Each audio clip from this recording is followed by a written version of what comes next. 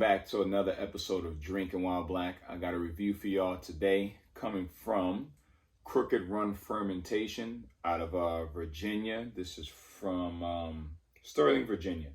Not sure exactly where it is, but anyways, this is called Dark World.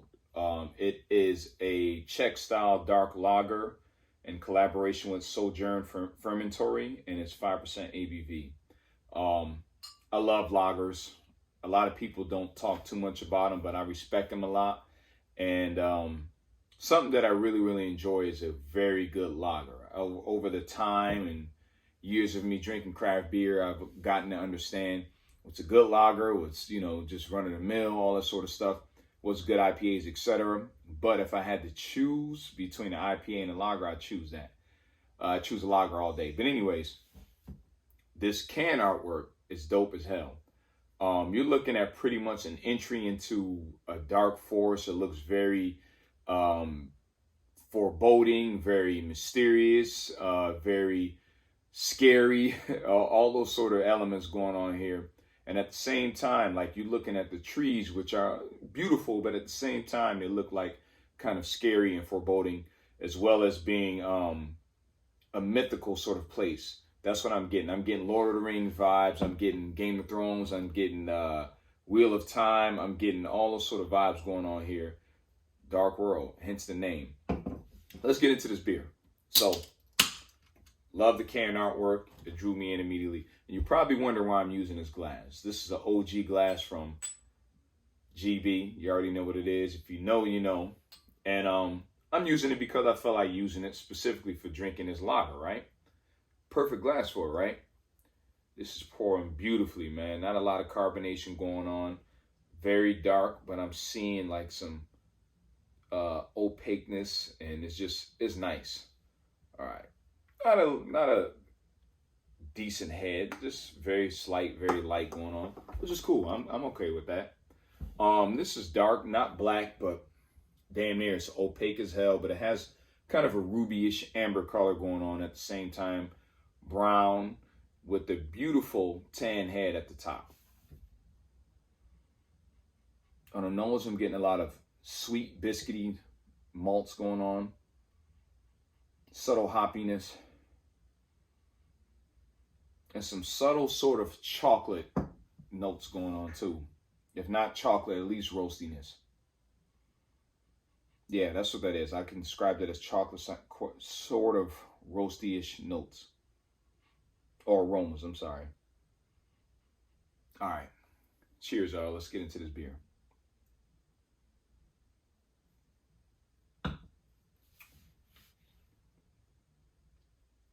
Okay. Up front, roasty. Subtle chocolate,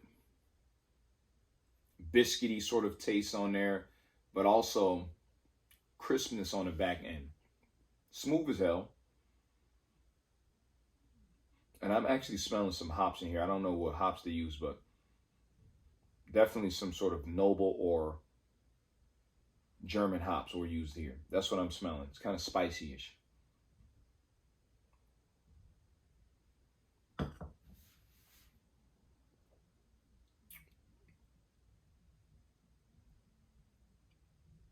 Yes, this is biscuity, subtle chocolate, roastiness.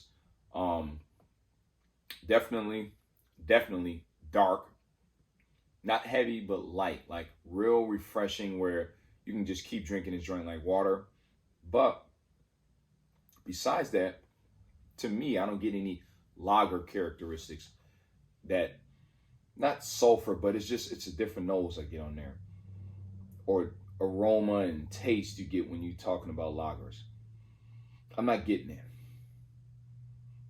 On the nose is subtly there, but let me see what I get again on this taste.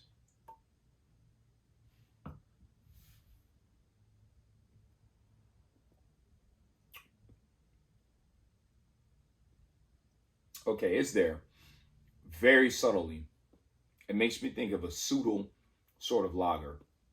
I don't know what yeast they use for this, nor do I really care. But based upon my experience, and even the stuff that I've been brewing when it comes to lagers, I don't get these notes in there. And I'm tasting it, but it's so subtle that I'm like, is this a lager? Again, I'm not knocking it because I still enjoy the brew, but I would look for more of a, classic or traditional sort of taste when it comes to lagers. Excuse me. And I'm losing that in here. Could be a good thing for some people, could be a bad thing. For myself, it's kind of in between. I do like the fact that this is extremely crushable. I do love the fact that it's going down like water. I'm loving the notes and all the flavors I'm getting on here, but I'm not getting that lager character I'm really searching for. So I'm gonna get another sip and see if maybe my palate changes or maybe I get something different. Yeah, it's there in the nose, definitely.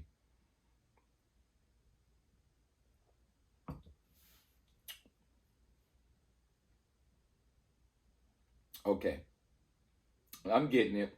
It's just so subtle. And I don't know if that's a bad thing or good thing. I'm going to say that again. For me, I'm kind of like, I'm in between on it. I don't know. Like, I can pass on it. I can go for it. I won't necessarily search for this if I've seen it again. But I do give them respect for recreating a dark lager, or schwarzbier is what they're known as. And they say Czech style dark lager. So it would be very hoppy, spicy, I would say, should be there, which I got some of that in the nose. But as far as like true lager character, I don't get it. That's just me. I'm not saying anybody else. I'm saying for myself. So I'm kind of in between on this beer. It's kind of like whatever for me.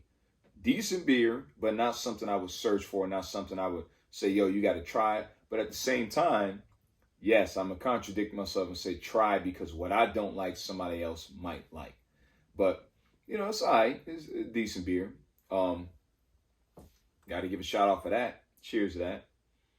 And I'm going to take another sip.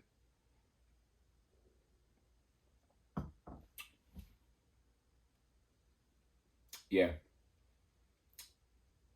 Not getting it, man. Real light, real refreshing, crispy, roasty, subtle chocolate, subtle coffee, biscuity sort of notes. But if you guys are new to my channel, make sure you like, share, subscribe. Cheers to everybody out there drinking good beer. You know what I mean? Salute to everybody that comes and shows support from day one. Till the next time I see y'all, stay safe, be healthy. Peace.